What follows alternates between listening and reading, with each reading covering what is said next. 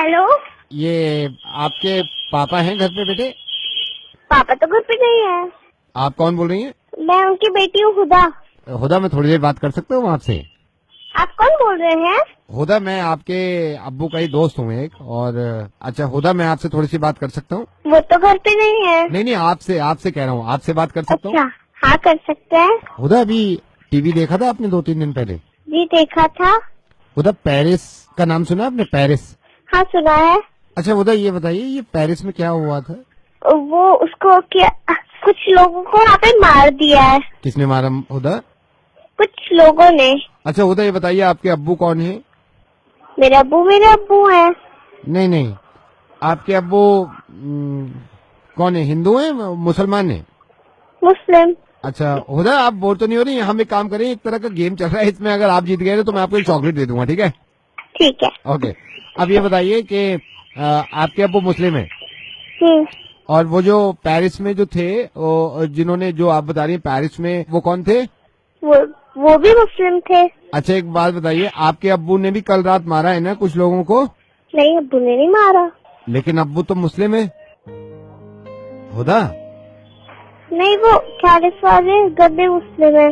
वो टेररिस्ट होते हैं। ओके। वो वाले टेररिस्ट अगर आपके अब्बू के साथ रह ले, कोई प्रॉब्लम तो नहीं है?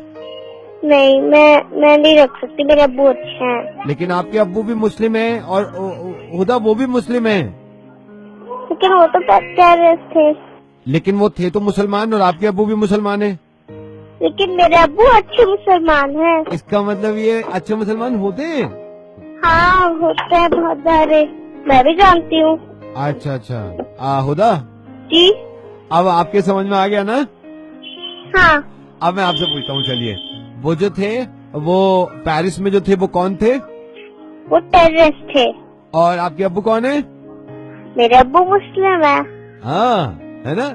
इसका मतलब टेररिस्ट अलग और मुस्लिम अलग। और हुदा, मुस्लिम क्या होता है?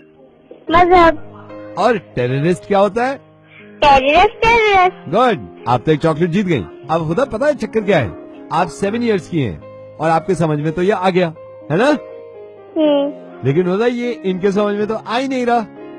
हाँ। तो मेरे ख्याल से ये चॉकलेट देने से भी नहीं मानेंगे। ठीक है। ठीक है। और हुदा, जो पेरिस में लोग मरे थे वो कौन थे? वो तो बहुत सारे इंसान थे। हुदा, ये हमेशा याद रखना, जो लोग मर गए वो इंसान थे, है ना? हाँ। और हुदा, एक बात और, दुनिया में किसी भी बेगुनाह इंसान को मारना बहुत बड़ा गुनाह है, चाहे वो कोई भी हो। तो पेरिस में जिन लोगों ने बेगुनाह लोगों को मारा है, वो मुसलमान नहीं है। ठीक है। अच्छा हुदा, आप एक चॉकलेट जीत गई है, मैं आपसे बाद में बात करता हूँ। हाँ, और आपके अब्बू आएंगे तो मेरी तरफ से कहिएगा कि नवेद अंकल का फोन था रेडियो मिर्ची से। हाँ, बोलेंगे? ठीक है। चलिए, मैं जरा इनसे बात कर लेता हूँ, ठीक है? बाय, अल्लाह हाफिज। बाय, अल्लाह हाफिज। ये पता है, ये मैंने क्यों किया है? ये मैंने इसलिए किया है कि 7 साल की बच्ची को समझाना आसान है, लेकिन आप लोगों को समझाना मुश्किल है, इसलिए मैंने इनसे बात करी। इसको समझाने में थोड़ी सी मुश्किल हुई, लेकिन मेरे ख्याल से शायद 4 मिनट लगे और वो समझ गई।